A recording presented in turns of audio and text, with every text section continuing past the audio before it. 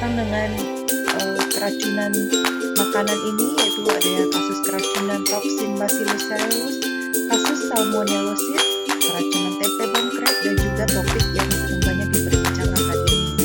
Dulu juga sempat kita mendengarkan tentang kasus ada bakteri Sakazaki pada susu bubuk, dan juga kasus bakteri lainnya yang menimbulkan keracunan pada makanan.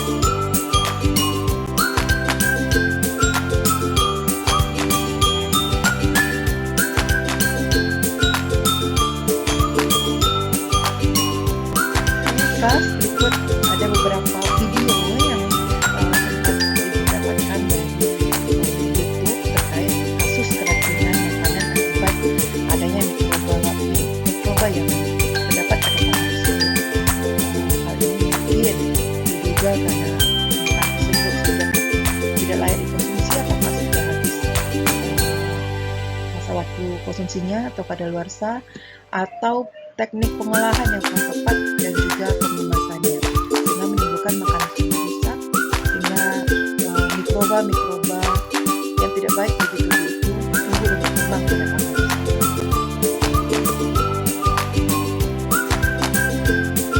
Bacillus cereus is a gram-positive type of bacteria that can cause foodborne illnesses. It is an anaerobic spore former that is commonly found in soil, vegetables, and in many raw and processed foods. Bacillus cereus food poisoning is a general description of those two recognized types of illnesses caused by two distinct metabolites. Diarrheal type of illness is caused by large molecular weight protein, while vomiting type of illness is believed to be caused by low molecular weight unstable peptide. The symptoms of diarrheal type of food poisoning caused by bacteria often mimic those of Clostridium food poisoning. The onset of watery diarrhea, abdominal cramps, and pain occurs 6 to 15 hours after consumption of contaminated foods. Nausea may accompany diarrhea, but vomiting rarely occurs. Symptoms persist for 24 hours in most instances. The emetic type of food poisoning is characterized by nausea and vomiting within a half hour to 6 hours after consumption of the contaminated foods. Occasionally, abdominal cramps and or diarrhea may also occur. The duration of symptoms is generally less than 24 hours. Consumption of foods that contain large numbers of the bacteria may result in food poisoning, especially when food is prepared and held for several hours without adequate refrigeration before serving. A wide variety of foods, including meats, milk, vegetables, and fish, have been associated with diarrheal type of food poisoning. Vomiting type of outbreaks have generally been associated with rice products. However, other starchy foods, such as potato, pasta, and cheese products, have also been implicated. Food mixtures such as sauces, puddings, soups, casseroles, pastries, and salads have also been frequently incriminated in food poisoning outbreaks. To learn more about foodborne pathogens, toxins, and food testing services, please visit the website shown on the screen.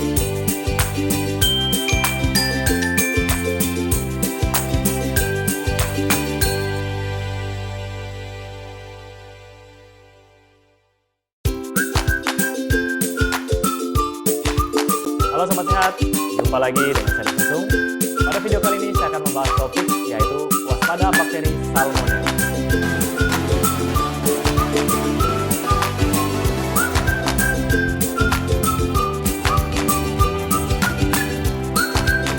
Nah Sobat Sehat, mungkin Anda pernah mendengar istilah Salmonella. Itu makanan apa ya dok? Nah Salmonella ini merupakan bakteri, ya, jadi bakteri gram negatif berbentuk seperti batang. Dan bakteri ini dapat menginfeksi tubuh manusia, terutama di bagian saluran pencernaan. Nah, bagaimana cara penularannya? Nah, bakteri ini dapat menular melalui makanan yang Anda makan, seperti daging, kemudian telur. Ayo, siapa yang suka di sini telur setengah matang? Atau mungkin makanan daging mentah, dan juga setengah matang. Bisa jadi telur atau daging tersebut telah terkontaminasi bakteri Salmonella. Terus bakteri Salmonella ini dapat menyebabkan penyakit apa? Nah, bakteri Salmonella ini dapat menyebabkan penyakit demam tifoid. Dan banyak masyarakat kita atau masyarakat Indonesia yang menyamakan antara demam tifoid dengan tifus. Sebenarnya dua penyakit ini disebabkan oleh bakteri atau kuman yang berbeda. Kalau demam tifoid disebabkan oleh Salmonella, sedangkan tifus itu disebabkan oleh Rickettsia. Jadi penularannya pun berbeda, ya. Nah, sekarang kalau seandainya saya terinfeksi nih, bagaimana cara tahu gejalanya demam tifoid? Sebenarnya gejala demam tifoid ini tidak terlalu keras dan biasanya mirip dengan penyakit demam berdarah. Gejalanya yang pertama yaitu panas tinggi atau kita sebut dengan demam tinggi. Kemudian gejala lainnya karena itu terinfeksi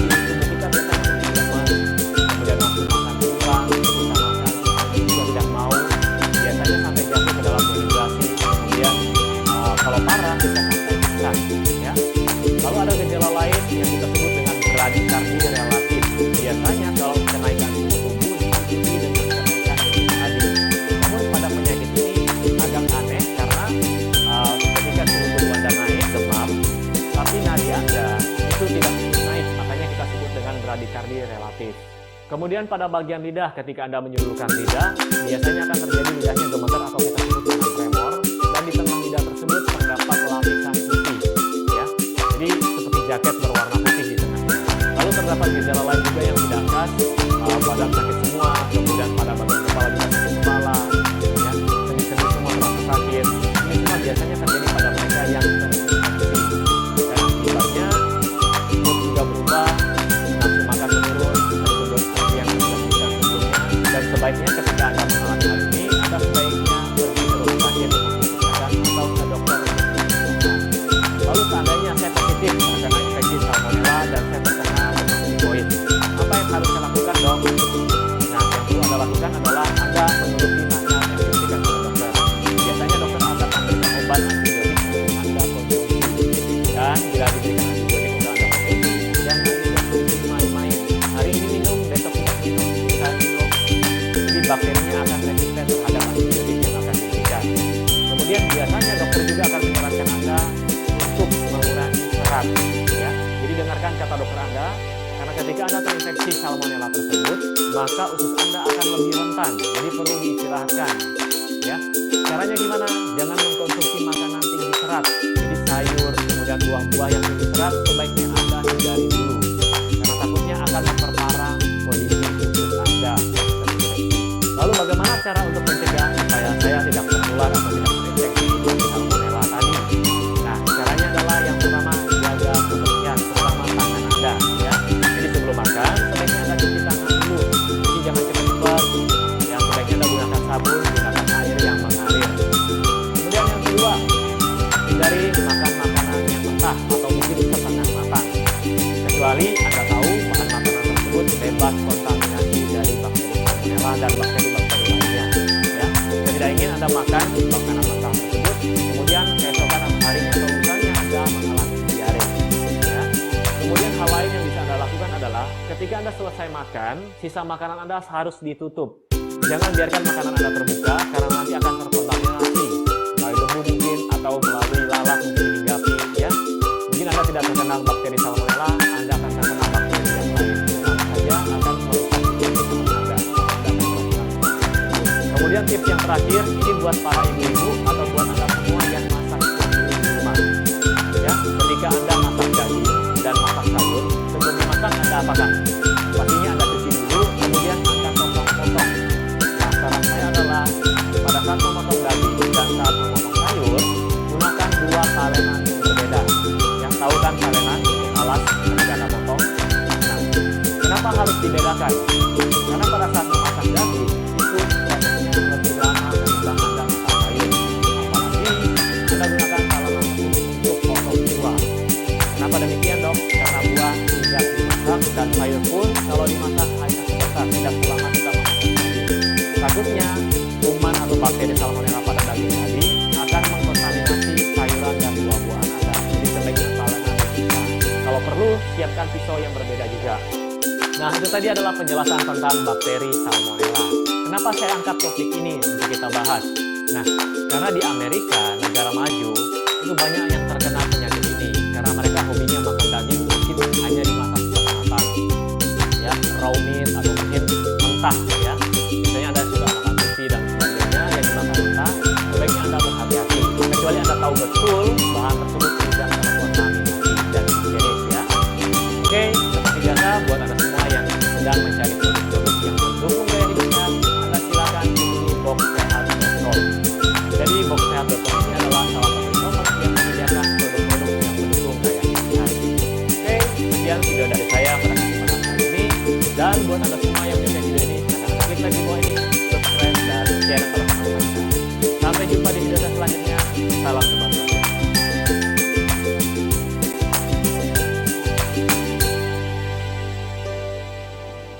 Jika pernah membaca novel yang berjudul Ronggeng Dukuh Paruk, karya dari Ahmad Tohari, atau pernah menonton film adaptasinya yang berjudul Sang Penari, tempe bongkrek barangkali bukan sesuatu yang tak asing lagi.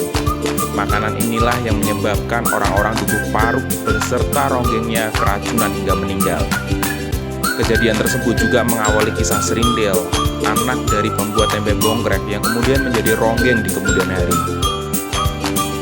Tempe bongkrek merupakan makanan yang populer dari tempat asal yakni Banyumas, Jawa Tengah. Tak seperti tempe biasa, tempe bongkrek terbuat dari campuran kedelai dan ampas atau bungkil kelapa yang kemudian difermentasi. Karena murah, tempe bongkrek menjadi salah satu makanan yang digemari masyarakat pada zaman itu. Namun dalam sejarahnya, seperti pada novel Ahmad Tohari, tempe bongkrek pernah menyebabkan keracunan dan kematian massal secara berkala. Wabah keracunan tempe bongkrek pertama kali dicatat oleh otoritas Belanda pada tahun 1895. Kemudian pada tahun 1902, ilmuwan Belanda Adolf J. Vorderman juga telah menggambarkan beberapa jenis tempe bongkrek. Ia mencatat pula bahwa tempe bongkrek menyebabkan keracunan makanan yang fatal.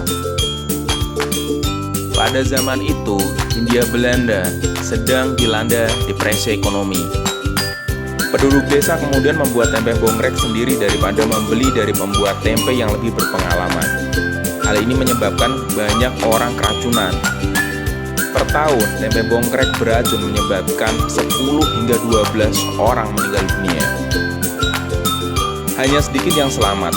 Penduduk desa setempat percaya bahwa keracunan tersebut disebabkan oleh roh jahat atau yang disebabkan oleh Dewi Samudra Hindia yang sedang marah.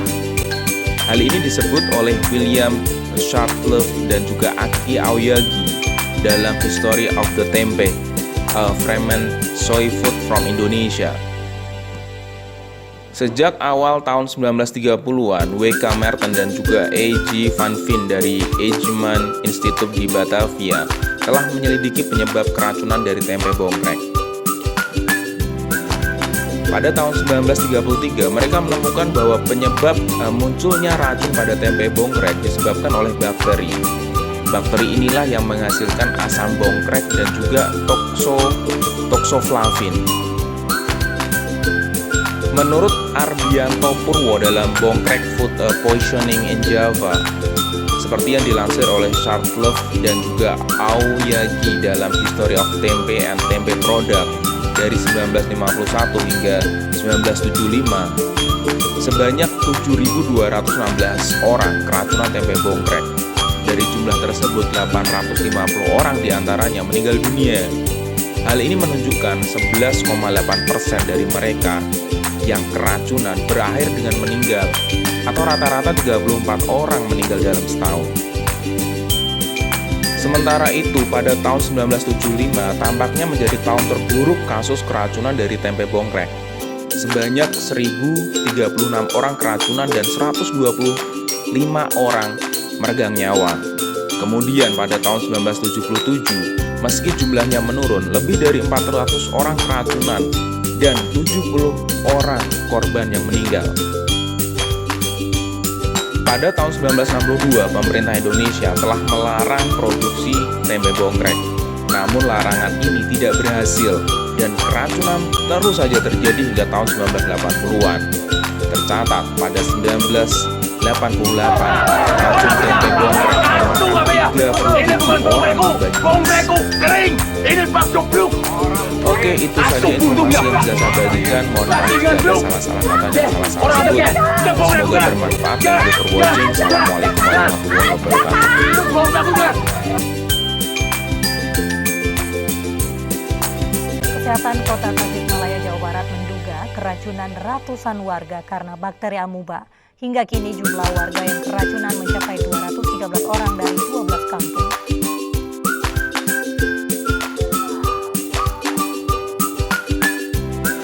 Keracunan makanan dari acara perayaan ulang tahun di Kelurahan Kalikil, Tasikmalaya, Jawa Barat menjadi 213 orang.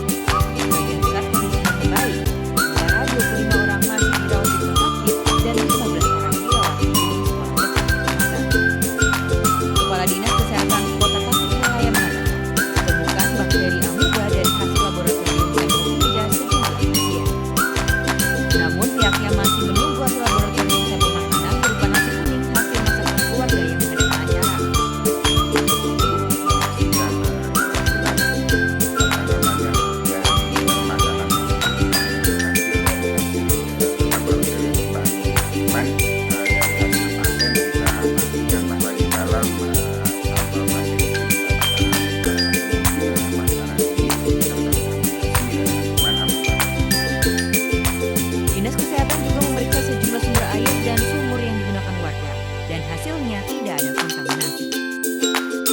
diketahui warga mengonsumsi nasi kuning dari acara syukuran ulang tahun anak salah satu warga.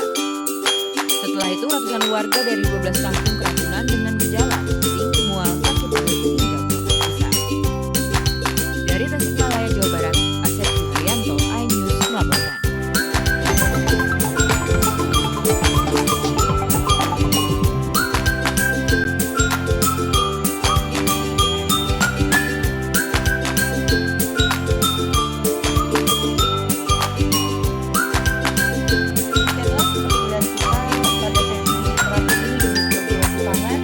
Semoga dengan kita memahami berbagai macam bakteri akibat pembentukan keracunan pada tubuh kita, maka kita sebagai calon ahli gizi bisa mencegah hal tersebut supaya tidak terjadi pada kita dan keluarga. Jadi harus perhatikan bagaimana kondisi makanan yang akan kita konsumsi sebelum kita makan. Baik, selamat ujian, semoga sukses, sampai jumpa di perkuliahan lainnya. Mohon maaf jika ada kesalahan. Wabillahi taufiq wal hidayah.